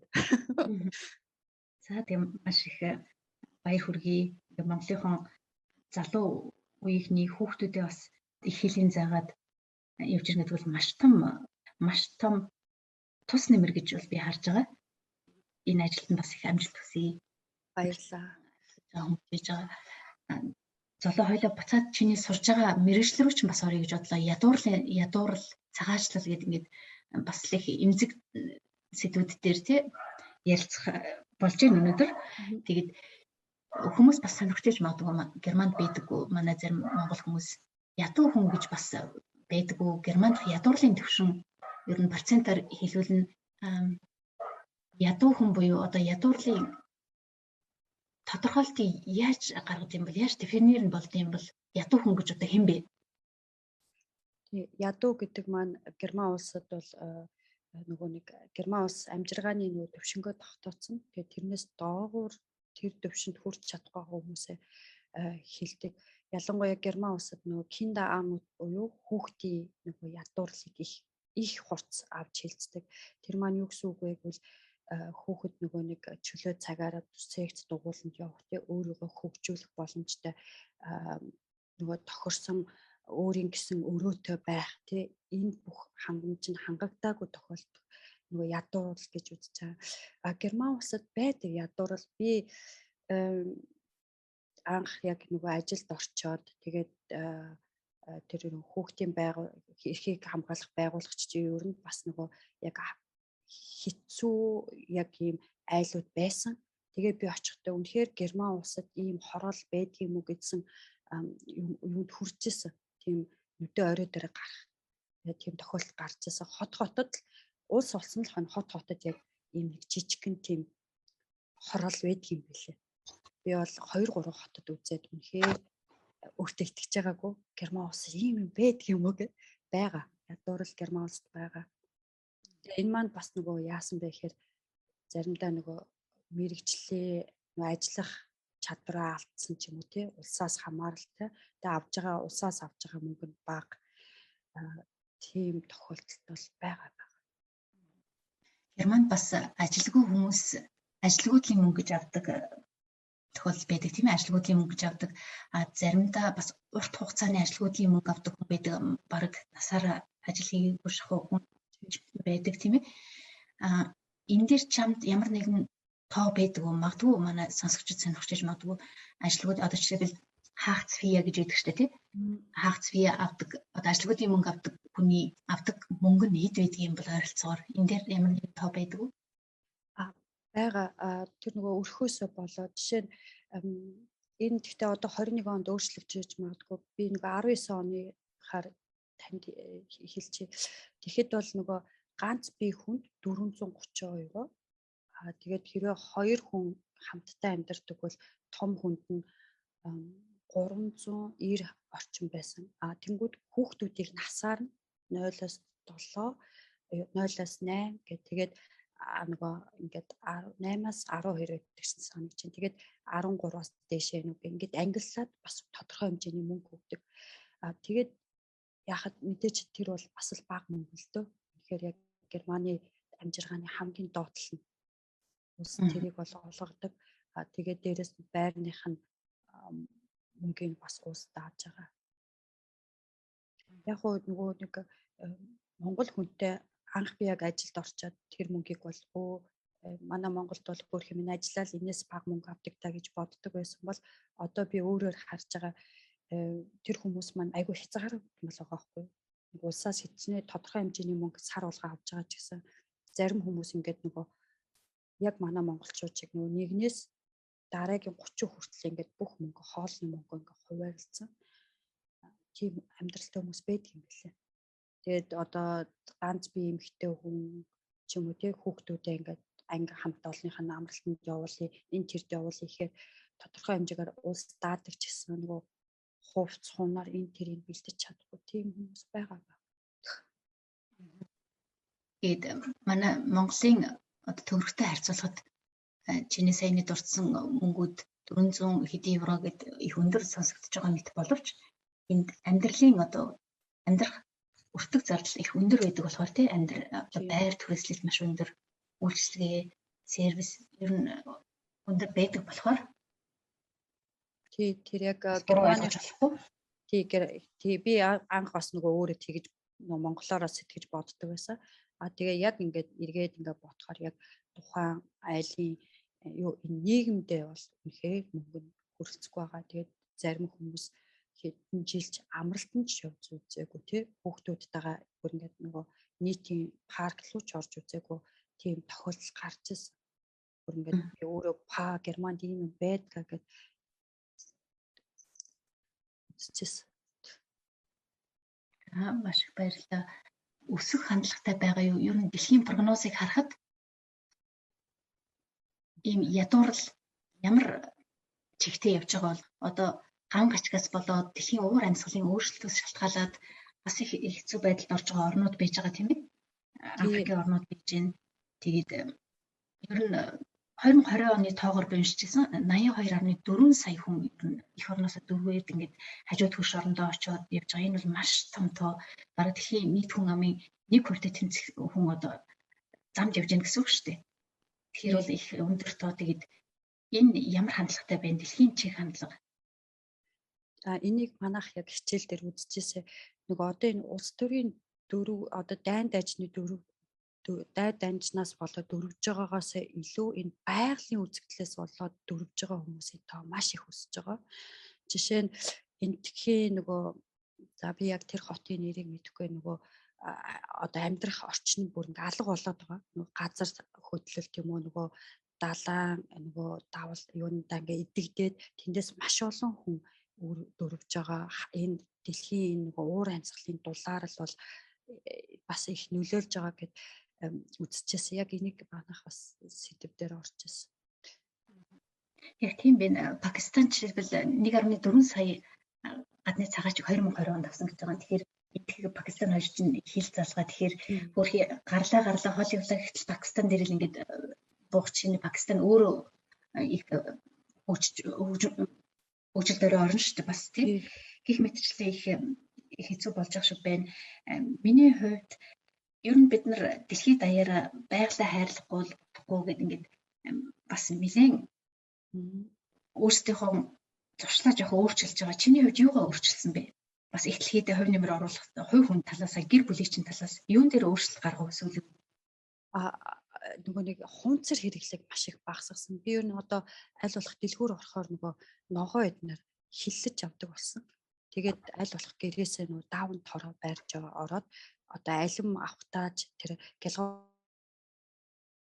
хийдэг байсан бол тэрийг маш эрс багасгасан. Тэрэн дээр би их анхаарад тэгээ бас нөгөө өмнө нь ингээл гоо сайхны маш их олон төрөлхөөслийн шампунь, ариул чөлөөгч эднэр авдаг байсан бол тэрийг их эрс багасгасан. Манай байгууллагч гэсэн нөгөө одоо байгууллага дээр ч гэсэн бид нэр ингээд ногоон Caritas болё гэдэг ингээд нөгөө ажилчдаа хүртэл энэ нөлөөлж эхэлдэг юм байлээ.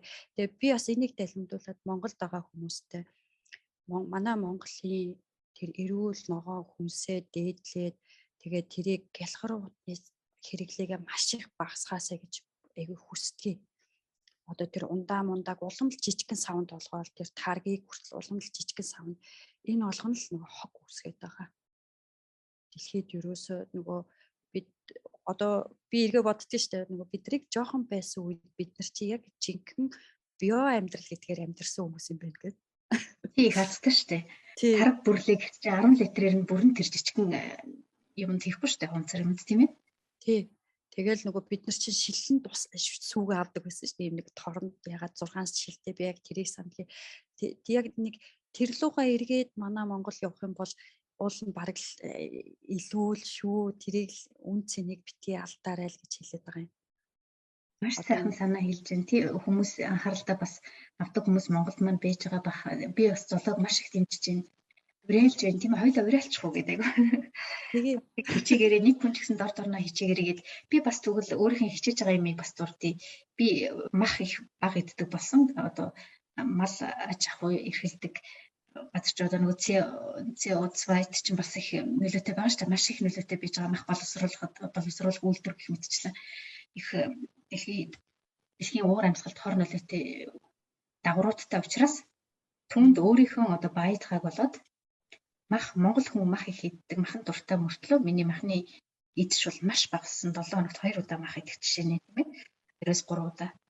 Тий, бас энэ дээр бас би нөгөө Монголд байгаа гэрийнхэндээ бас их хилдэг болоод байгаа. Гадны орны тэр орж ирсэн идэж уух юм авахаасаа илүү Монголынхаа зөвгийн балыг яг хийдэг нэг сайн хүн олоод тэрийг дэмжээд аав нөгөө чанамал байгуул чанамлаа аав гэд. Тэгээ бид нар монголчуудаа дэмжих юм бол нөгөө монголчууд маань хөгжих байхгүй. Яг хөө зарим юмыг авахаар ингээд жоохон сэтгэл дундуур юм хийцэн байдаг.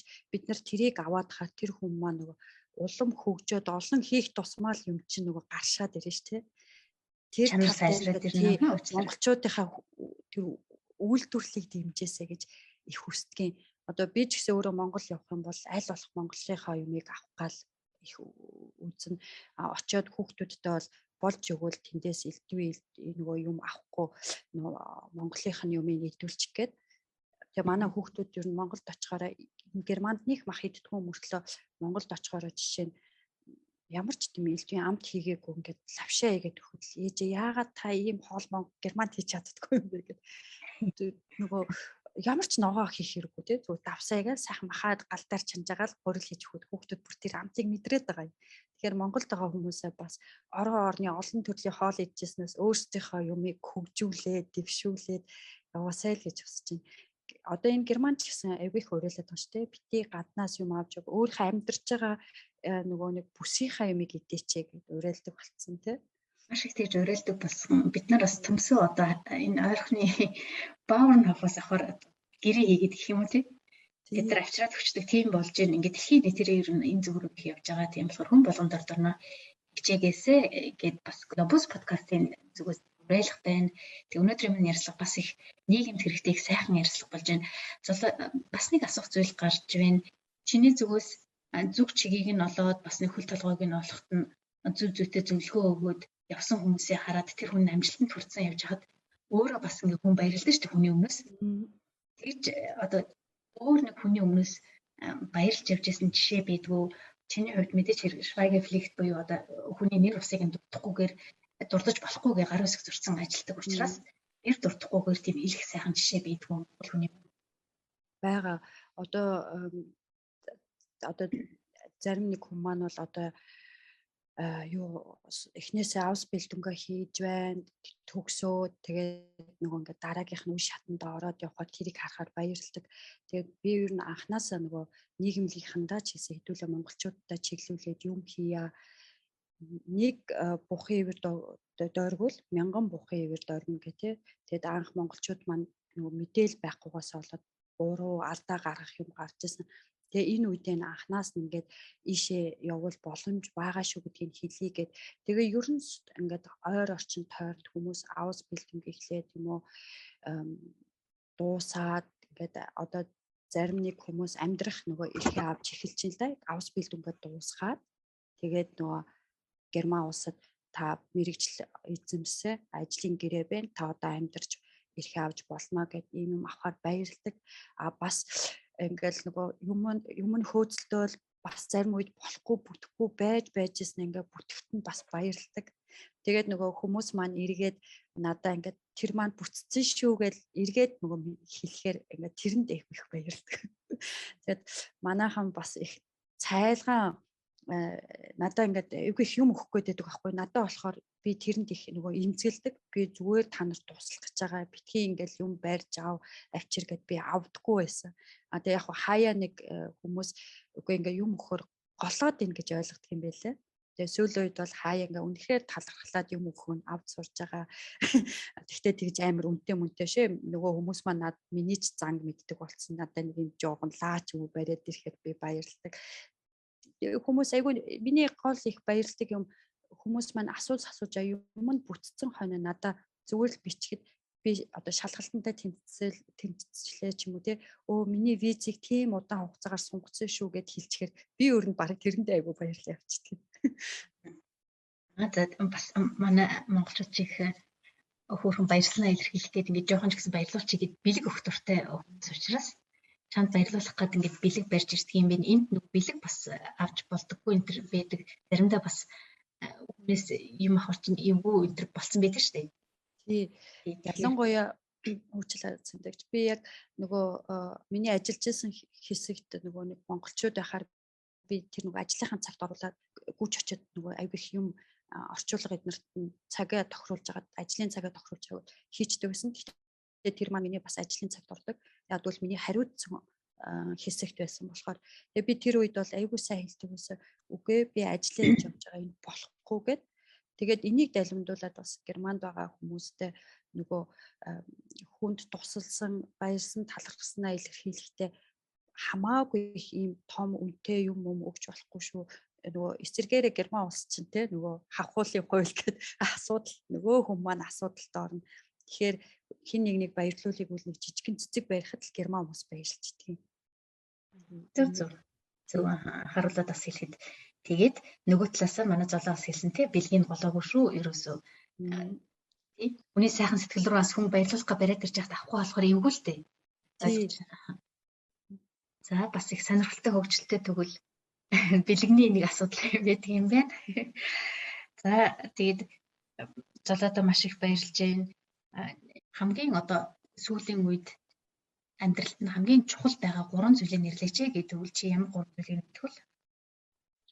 Тэгээ 3 чухал зүйл бол гэр бүлтэй хүүхдүүдэд цаг гаргах. Одоо би энэ хүүхдүүд маань их хурдан том болоод байгааг их мэдэрч байна.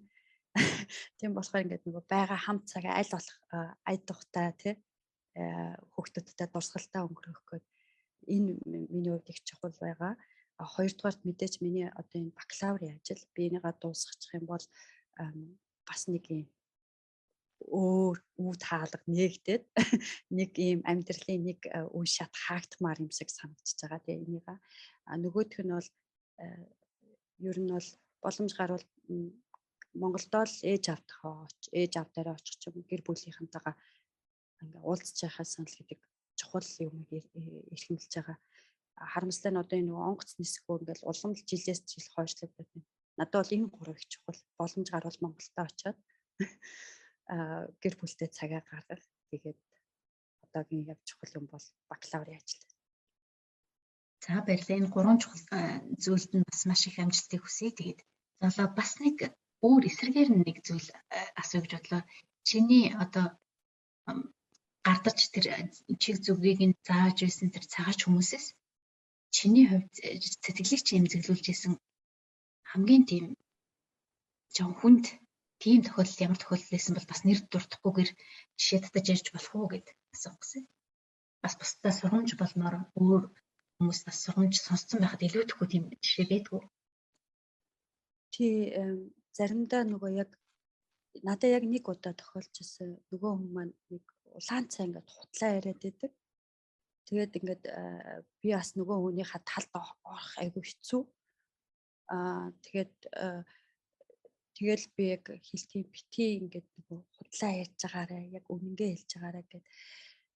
Тийм нэг үе гарт нэг удаа яг тохиолж ирсэн маа. Айгүй хэцүү юм бэлээ. Яг улаан цай би хутлаа нийлж ярьж чадмааргүй байдаг. Тэгээ нөгөө монгол хүнээ эвгүй байдалд оруулмаар гэдэг. Нөгөө хүн маань бас яг ингээд яг гүрийгээд ингээд хутлаа яриад байхад хэцүү байсан.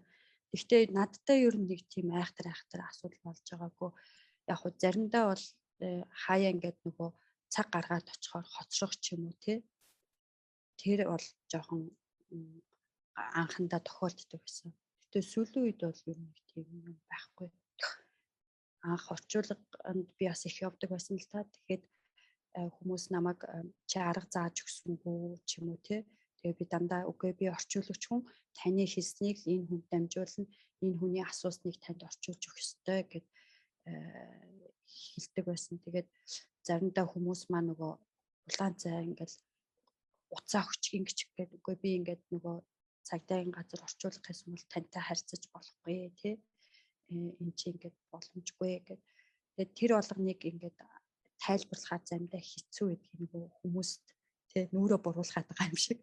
Зарим нь тэгээд нөгөө чи монгол хүн байж аргалаад тусалсангүй гэдэг. Би чи өөрөө ялангуяа цагдаагийн газар орчуулга хийх гэж явж байгаа үед бол яг л тэнд юу асуусныг л орчуулах үүрэгтэй. Тэгж илүү дутуу юм ярих болохгүй. Тийм болохоор би байнга хэлдэг. Би ингээд таны л хэлснийг орчуулна. Би танд ямар ч зөвлөгөө өгч болох гэж хэлдэг. Бас нэг сонирхолтой байж магадгүй цагаачаар ирсэн хүмүүс эрүүл мэндийн даатгалд хамрагддаг. Эрүүл мэндийн даатгалыг төлдөг бол тий хамрагдана. Эрүүл мэндийн даатгал хамрагдана. Тэгтээ бас нэг хугацаа байдгийг эхний нөгөө тэр 18 сар болохоор хүмүүсийн авдаг мөнгө нь нэг өөр хуулиар явдаг. Нөгөө азуул гисэцийн 3 дугаар залтаар явдаг. Тэнгүүдээ 2-оор явж байгаа. Дараад нь 15-аас дээш болохоор 3 дугаар залт ордог. Тэгээд тэр 2 дугаар залтанд орцсон тохиолдолд жоохон төвөгтэй байдаг юм шиг байлаа. Нөгөө нийгмийн ажилтнаасаа байнга нөгөө эмнэлэгт үзүүлэх бичиг авах хэрэгтэй. Тэнгүүдээ нөгөө жил хагасын дараа тэр нөгөө 3 дугаар залтанд хамрагддаг болохоор эрүүл мэндийн даатгалтай болчдөг. Нөгөө юм карттай, өөр ингэсэн эрүүл мэндийн даатгалын карттай болдог. Тэгээ энд бол ерөөсөө гинтийн өвдөх, яаралтай түргэн тусламж, жирэмсэн эмэгтэй их бол төрөх эднэр бүгд даатгатаад явна. Зөвхөн нөгөө тэр гоо 100 юм мөнгөн дээр бол даадгүй юм байлээ. За маш их баярлалаа. Маш хэрэгтэй мэдээлэл байна. Маш их баярлалаа зөв. Би энэ дээр бас хэлчих юм. Манайхан зарим нь нөгөө нэг хил усаа сайн ойлголцоогүйгаас болоод айгүй юм чухал эмчилгээ идрээ их төлбөр гарах юм байна гэд ингээд тасалж тийм тохиолдол гарч ирсэн. Хоёр ч хүн ийм айгүй чухал эмчилгээнд явж ирсэн нөгөө өөртөө айгүй их мөнгө төлөх юм байна гэж бодоод тасалсан тохиолдол гарч ирсэн. Тэгэхээр үгүй шүү та бүхэн эмчилгээний төлбөр тийм том чухал асуудал байх юм бол хин нэгэн монгол хүнийг хэлтэй хүнээ гуугаад энийг хараад өгөөч, лавлаад өгөөч, асуугаад өгөөч гэд асууж агаар өөрөө нөгөөний ганцаараа шийдээд битгий бүх юм хаяарай гэж хэлэх гэсэн. За маш зөв зүйтэй юм хэлж байна золоо. Чи ойр сонсогдоогүй үг хэллээ тасалчтай ингээд таслан гэдэг юм энд байхгүй. Хэрвээ цагтаа очиж чадхааргүй бол өмнө нь заавал хэлэх ёстой. Тэгэхгүй бол тухайн мэрэгжилтийн тухайн таныг хүлээж авах гэж байгаа тэр газар танд зориулаад цагаа гаргацсан байдаг учраас хэрвээ таныг ирэхгүй эрт мэдсэн бол дараагийнх нь хүнд цагийг олгох ч юм уу өөр ажлуудаа амжуулах гэдэг ингээд бүх юм төлөөний дагуу явдаг учраас манай зоологийн хэлээр тасалчих гэдэг хэл сургаггүй ингээд ирээгүй хүмүүст дараагийн боломжууд нь хэцүү хаагдаад явна дараагийн цаг өгөхтөр хүртэл ч юм уу тийм эсвэл танд хандхад хүртэлтэй хандлага нь өөр болох чинь их хор давруудтай байдаг учраас таслана гэж битгий бодоорой үнэхээр очиж чадахгүй тохиолдол гарвал заавал утсаар юм уу имэйлээр заавал мэддэх хэрэгтэй бас хэлэхэд илэрдэг баг. Тэгвэл айсандаа бол ингээд таслана гэж байж болохгүй шүү.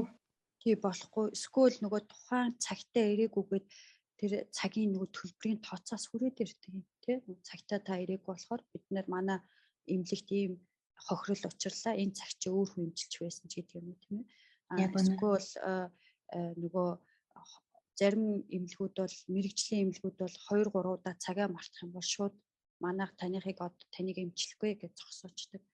Тийм болохоор ерөөсөө л ялангуяа юм чухал юмнууд дээр бол хаана монгол хүн байна, хэлтэй устай хүн байна. Тэр хүнд хандаад энийг ингээд зөвлөд өгөөч юм уу, яриад өгөөч гэд заавал гуйж байгаарай. Маш их баярлалаа золоо. Маш хэрэгтэй мэдээлэлүүд өгч байна.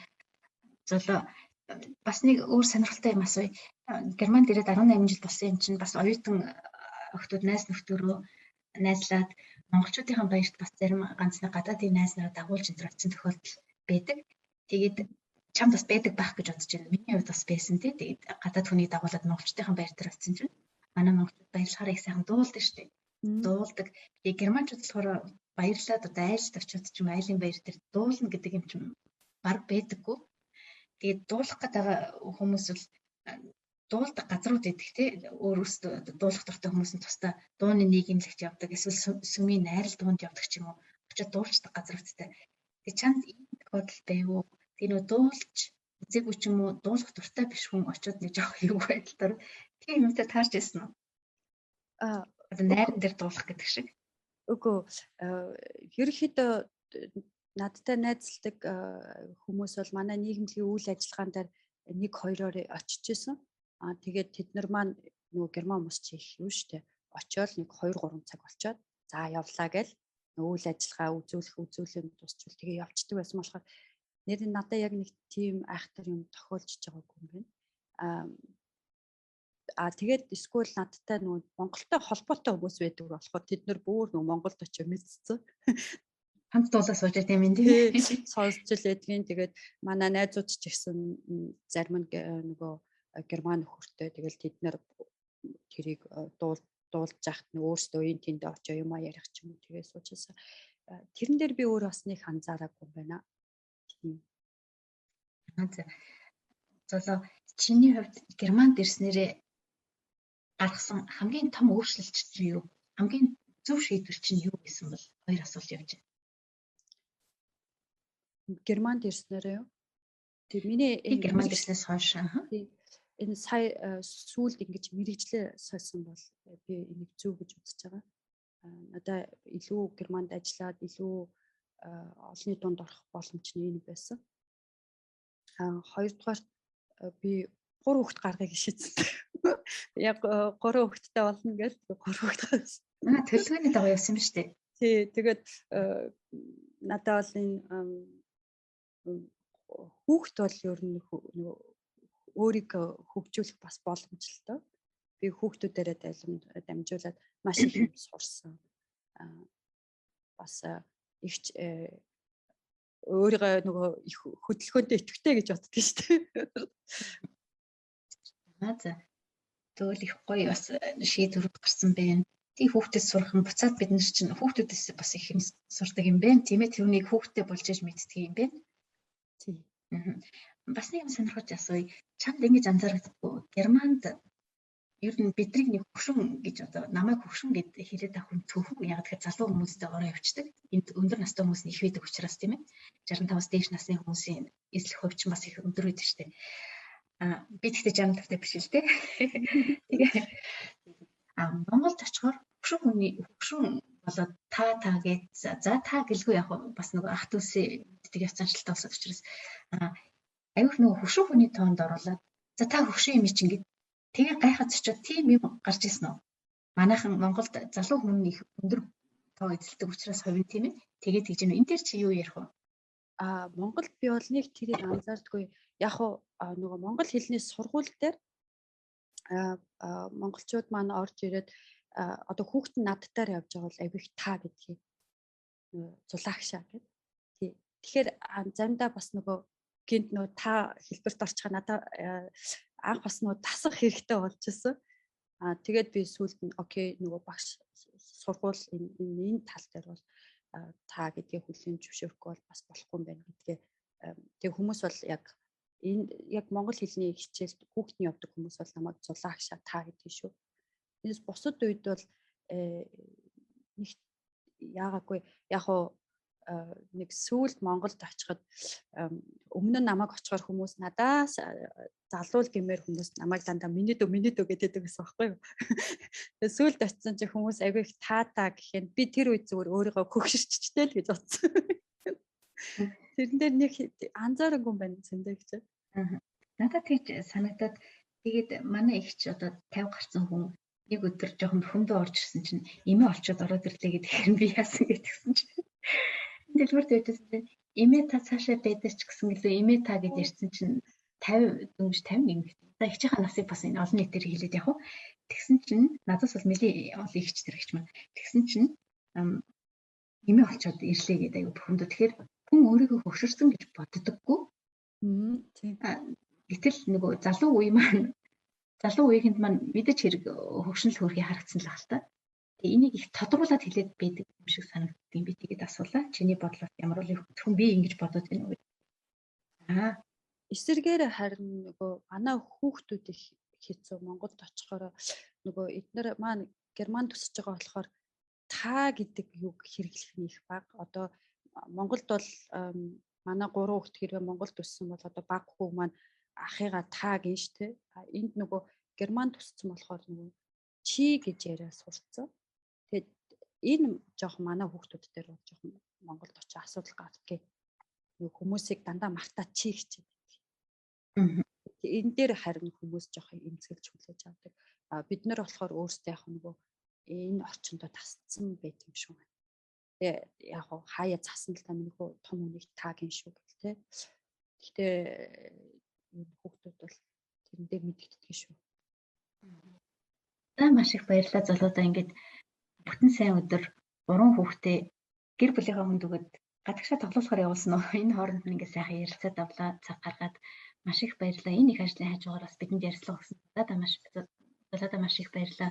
Чиний зүгээс ер нь Монголд байгаа хүмүүстэй уриалгах чиний зүгээс тийм санаачлах тийм зүйл байдаг бол тэр боломжийг олгоё гэж бодож байна. Энд өөрөө сурч эзэмшсэн бас Монголд минь хараах мөрөөгүй байгаа бодож явдаг зүйл чинь байвал би ер нь Монголд байгаа хүмүүстэй уриалгах юм юу вэ гэвэл бид нэр өөрөө өөрсдөө эзэн байх ёстой. Тэгэхийн тулд иргэний үүрэг гэдгээ их ухамсарлаад бага наснаас нь үр хүүхдтэй тэрийг суулгах хэрэгтэй юм байна. Одоо цэцэрлэгийн насны хүүхдээс анханаас нь л гэрлэн дохоогоор ингэж гаарна гэх тийм ээ хогоо хаях ч юм. Ерөөсөө тэр иргэний үүрэг гэдгийг өөрсдөө их ухамсарлах хэрэгтэй юм байна. Тэгжээж бид нэр дараагийнхаа төвшөлтөнд явах суурь юм болов уу гэж боддог. Түүнээс гадна би бас Германд ингээд сонсож байгаа хүмүүстэй хэлгэсэ. Битгий өөрийгөө цагаач гэж эмзэглээрээ манай зарим хүмүүс маань ингээд нөгөө би цагаач юм чинь энэ хүмүүс намайг тоохгүй гэд монголчуудаасаа дүүлж ярьдаг. Тийм биш шүү. Зүгээр л амьдралын ихээр Германд гараад ирсэн. Тиймээс цагаачлаа, оюутан гэж өөрийгөө яалгах хэрэггүй. Ялангуяа манай нийгэмлэг бол ерөөсө тэрэн дээр их анхаардгийг. Хүмүүс маань яг би нэг бүр хийлээ гэж одоо та хүмүүс маань бидрийг очихоор цагаач гэж тоохгүй байх гэх. Тийм биш шүү. Яг хөө мэдээж нөгөө цагаач хүн болохоор ийм асуудал дээр анхаараа гэж зөвлөгөө өгнө. Тэгтээ та цагаач энэ оюутан гэж ямар ч ялгаа байхгүй. Өөрийгөө ч гэсэн битгий тийм байр суурь дээр тавиараа өөрийнхөө төлөөл тэмцээрэй гэж хэлэх гэсэн. Маш их баярлалаа золоо. Маш сайхан хоёр зүйлийг хэлж ийн. Globus podcast-ийн зүгээс бас хэлэхэд яг үнэн өөрсдөө цагаач гэдэг нэг шүүгэн дотор хийгээд битгий хаагаарай. Үнэхээр монгол хүн бол монгол хүн. Тэгээд би бас яг тэгж таарж исэн. Ихтэй би цагаач шүү гэж хэлжсэн. Тэгээд би гайхаад яагаад чи тэгж цагаач шүү гэж анхааруулж хэлж байна. Миний хувьд монгол хүн л бол монгол хүн. Надад цагаач оюутан хамаа байхгүй гэж яг хэлжсэн. Тэгэхээр өөрсдөө бас битгий тэгээрээ бас бусад хүмүүс маань за энэ цагаач нар гэж бас нэг хандаад тэр хүмүүсийн эмзэглүүлээ тэр хүмүүс манаас өөрсдөө ингэж тодорхойлоод явж ич магадгүй тийм болохоор хүн ёсоор одоо би биндээ хандаасаа гэдэг Globus podcast-ыг уриалгах байна.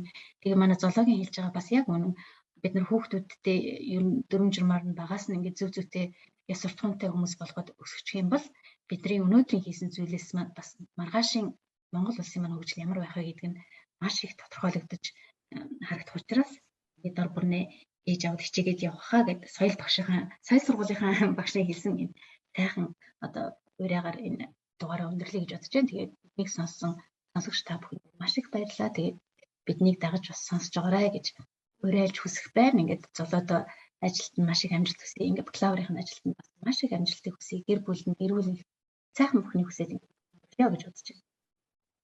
Миний зүгээс бас цэнтэгчтэй маш их баярлалаа. Ингээ урьж ойролцуулсанд анх удаага юм ярьцлага өгч байна. Тэгээ бас монголчуудаа хэрэгтэй мэдээлэл өгч чадсан байхаа гэж итгэж байна.